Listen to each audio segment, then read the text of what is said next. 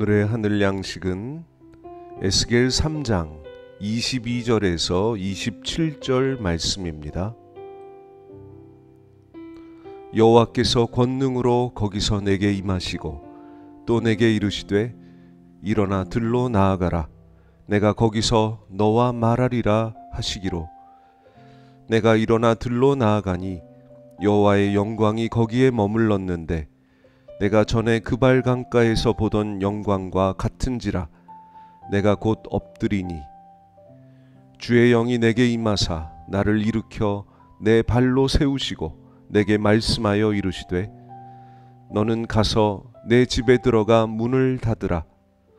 너 인자야 보라 무리가 내 위에 줄을 놓아 너를 동여매리니 내가 그들 가운데에서 나오지 못할 것이라. 내가 내 혀를 내 입천장에 붙게 하여 내가 말 못하는 자가 되어 그들을 꾸짖는 자가 되지 못하게 하리니 그들은 패역한 족속임이니라. 그러나 내가 너와 말할 때에 내 입을 열리니 너는 그들에게 이르기를 주 여호와의 말씀이 이러하시다 하라. 들을 자는 들을 것이요 듣기 싫은 자는 듣지 아니하리니 그들은 반역하는 족속임이니라. 아멘. 한때 우정의 무대라는 군부대 방문 TV 프로그램이 있었습니다. 가수들이 나와서 노래도 하고 군인들이 장기자랑도 하는 프로그램입니다. 여러 순서 중 가장 절정은 엄마가 보고플 때라는 노래와 함께 시작하는 그리운 어머니였습니다. 가림막 뒤에 한 어머니의 그림자가 보입니다. 어머니는 자신이 누군지 밝히지 않고 인사를 합니다. 그러면 많은 병사들이 무대로 올라와서 서로 자기 어머니라고 주장합니다. 목소리가 비슷해서 자기 고향에서 오셨기에 등 여러 이유를 댑니다. 심지어 내 어머니는 아니지만 텔레비전을 통해 자기 어머니께 인사하러 나왔다는 이들도 있습니다. 그런데 그 중에 한마디도 제대로 못하는 병사가 있습니다. 눈을 끔뻑이며 얼버무리는 사이에 마이크가 다음 사람에게 넘어가기 일쑤입니다.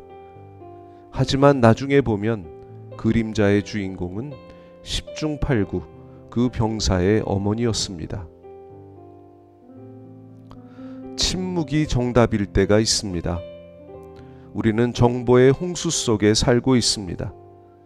인터넷에 검색만 하면 수많은 답이 나옵니다. 건강 정보, 재정을 늘리는 방법, 맛있는 음식과 멋진 여행지 등을 마치 족집게 과외하듯 짚어줍니다. 그것들이 우리에게 여러 도움을 주는 것은 맞습니다. 하지만 그것들에 둘러싸여 있다 보니 때로는 고요한 사유 가운데 하나님의 말씀에 귀 기울이는 시간을 방해받기도 합니다. 오늘 본문에서 하나님은 선지자 에스겔에게 하나님의 말씀을 대언하지 못하게 하셨습니다. 패역한 백성이 하나님의 말씀을 청종하지 않았기 때문입니다. 그들에게 하나님 말씀은 마치 돼지에게 던져진 진주 같았습니다. 때가 되면 에스겔에게 다시 말씀을 주시고 선포하게 하시겠지만 지금은 아닙니다. 먼저 백성이 할 일은 선지자의 침묵 속에서 듣는 것이었습니다. 말씀하지 않음으로써 더 크게 말씀하시는 하나님의 경고에 귀를 기울여야 했습니다. 지금도 하나님은 말씀하십니다. 때로는 침묵으로도 하나님의 뜻을 알려주십니다. 오직 영의 귀가 열린 사람만이 그 음성을 들을 수 있습니다. 지금 나는 하나님의 음성에 예민한지 점검해 보시기를 바랍니다. 침묵 속에 거대한 음성이 울리고 있습니다.